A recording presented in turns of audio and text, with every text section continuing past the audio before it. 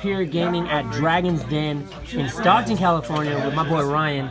And how'd you do today, bro? Went X1 with Pendulum Magicians. Lost in the last round, so to alternates. It is what it is, but yeah, had fun with my my bread and butter deck that I'm kind of known for, I suppose. So it's I don't know. I'm just pretty comfortable playing the deck. It's really fun. So yeah, let's get into the profile, I suppose. All right.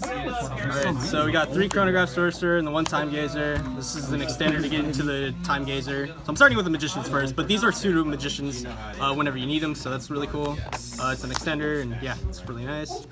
3 was mine. It's kind of like a +1 that so long as you have another Magician in scale, you typically want to pair it with a high scale to get your Oath Dragon in the other set scale so you can add it back whenever you need to. So there's that. 3 Harmonizing, kind of like another plus card. Gets into your powerful level 8 synchros and rank 4 plays, and also sets up Absolute, so that's really cool. I play 3 Black Fang, which is a little different than the standard norm of 2 in the current moment. I just really like that it reborns Dark Spellcasters from the grave, and there's a lot of cool Dark Spellcasters you can summon back from the graveyard, so that's really nice. Half attack too, that's amazing. Like you can beat over things like Inspector Border like with greatest of ease. 2 Purple Poison Magician. You play 2 of this because it's a low scale, and you typically favor seeing the high scale to pair with Wisdom Eye. So it also adds Floodgates and beats over monsters, and you get to do cool little shenanigans and break people's board with it. 2 Oath Dragon. Another plus card that adds back Magician from the extra deck while it's in scale, and then the effect to add a Magician Pendulum from the graveyard to hand actually comes up semi-frequently. So it's really nice that it gets a +1 either way in scale or on field in the monster zone. And then the 1 Janshe Magician, which, again, it's like relevant because Thunder Dragons are rolling around and maybe the Dinosaur deck with Ultimate Conductor, but it also aids in setting up the Vortex play. That's it for the Magicians. Played a somewhat high count. Played 3 Dark SK Darkworm and then 2 of the Gate Zero.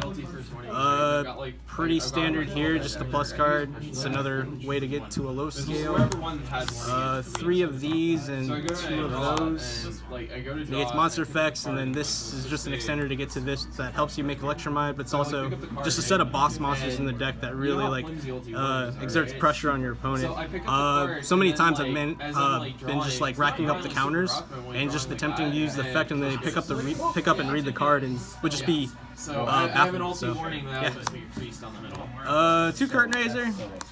A little different, I guess, than the norm, but I felt like I needed more ways to get to the Electromite prior to the Pen Summon. So I'm playing I guess, 10 pseudo extenders, so I think that's a fair number. It's also 2200, so in the event you face like a Nat Beast, and it's the only monster, it goes up to 22, you can just crash with it, so that's kind of cool. Or Inspector Border, I suppose. The card that sort of rejuvenated Pendulum Magicians from this point, because I definitely gave up on the deck for a good short while, but this card's just amazing. Like, it just negates basically anything, so that's really cool. It's a level 7, your deck can accommodate to it, and yeah, it's really awesome. Spells, there's like 32, 33 monsters in this deck. It's kind of wild. 3 Pen Call. It just sets your scales and gets whatever magicians you want. Allows you to make plays even in the more suboptimal hands. 2 Pot of Desires, yeah, just draw 2. And then 1 Foolish and 1 Dragon Shrine. I see everyone playing like 2 and 1. I just don't like seeing too much confliction because you can potentially draw those off Electromite later, and it's just kind of a dead card. So I wanted to reduce the number of conflicting cards, if that makes sense, because having 3 of these, or 3 copies of like the Foolish and the Dragon Shrine really hurts, and seeing too many Cerberus even hurts at times. So because in Pendulums you have to make sure all your cards kind of like contribute to something, so that's just something I found when testing the deck. You don't want too much confliction. That's why we don't play hand traps in the main. The extra deck, we got Electromite. Even though it's at 1, it's kind of, I don't want to say it's all you need, but I mean, it'd really be helpful to get another copy of them, but I mean, it's enough to basically set up your board so long as you don't get hand trapped by anything, and it's just your main advantage grabber. Metaltron, usually you go into it after you make the Absolute and link away. Land for Linkus. Not entirely sure why it's in here. I guess in the rare event you have like rank 4s chilling in your extra monster zone, you need to link away after utilizing their good utility effect, and then it's just to free up more zones.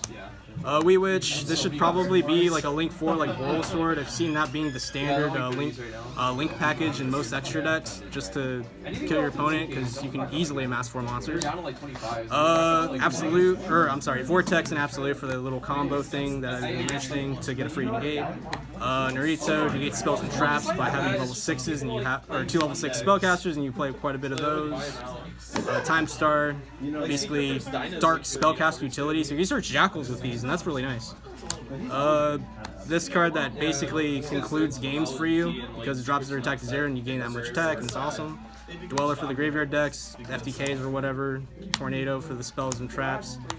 This is kinda gonna get cut for Exciton or some other rank 4 or something. Against Thunder Dragons, I thought it'd be really cool to just stick this, but they have a fair amount of outs to it. And I stuck one, but it was just because I had 2 other negates to supplement that to get the game. Omega, just cause, I don't know, it's like just a kind of like a card you throw on the board, just if you don't know what you're playing and you can sort of just banish it. You just gotta be careful though, with Thunder Dragons, because you can potentially hit a dark Thunder Dragon card or something and they get the effect. You just stick a Vortex prior to doing that. Ignister to out hefty boards, I guess, or untargetable boards, he's really good. And this for non-targeting destruction Raigeki. Let's see, go into the side deck. Didn't really put too much work with the side deck, but here it is. 3 Gamma and 1 Driver. I never really sided these in. I don't know, these might be something else, like just more generic hand traps like Ghost Ogre and maybe a couple Trolls going forward. 2 Ash Blossom, it's the most, I don't know, it's the most versatile hand trap in my book. 2 Dino Wrestler, Pinkertops. It's really good because you can actually pen summon in my deck and sort of just have a Trident just chilling on the field with 2600. I've done that today, but it didn't really get me there. 2 Gamma Seal to out Thunder Dragons and other oppressive boss monsters. And then basically my side for like just 2 Floodgate cards for back row and 3 more Floodgate cards for those trap decks. That's it. Yeah. Shoutouts to Dragon's Den Games. It's really fun. Came out here from Sacramento. So, yeah, shout out to everyone I played today and everyone who came out. I know you guys have voice, so yeah, a lot of fun. Yeah. Cool. Thanks, bro. Appreciate it. Can make a wildfire get away.